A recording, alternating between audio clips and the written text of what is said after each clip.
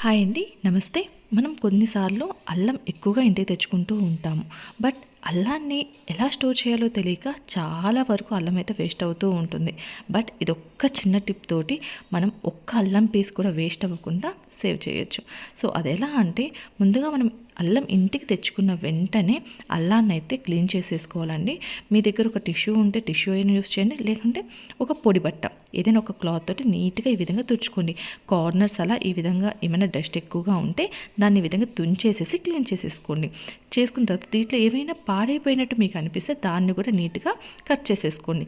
ఈ విధంగా మొత్తం క్లీన్ చేసుకున్న తర్వాత ఒక్కసారి వైప్ చేసేసుకొని తడి లేకుండా చూసుకొని ఒక గాలి దూరం డబ్బా ఏదైనా ఉంటే దాంట్లో అల్లాన్ని వేసేయండి. ఇలా స్టోర్ చేసుకుందని ఫ్రిడ్జ్లో పెట్టుకుంటే 1 మంత్ వరకు, అలానే డీప్ ఫ్రిడ్జ్లో పెడితే 2 మంత్స్ వరకు మనం దీన్ని జాగ్రత్తగా పాడవకుండా చూసుకోవచ్చు. సో ఈ టిప్ చాలా హెల్ప్ఫుల్ అవుతుంది. ట్రై చేయండి. వీడియో నచ్చితే లైక్ చేయండి. అలానే మన ఛానల్ సబ్స్క్రైబ్ చేసి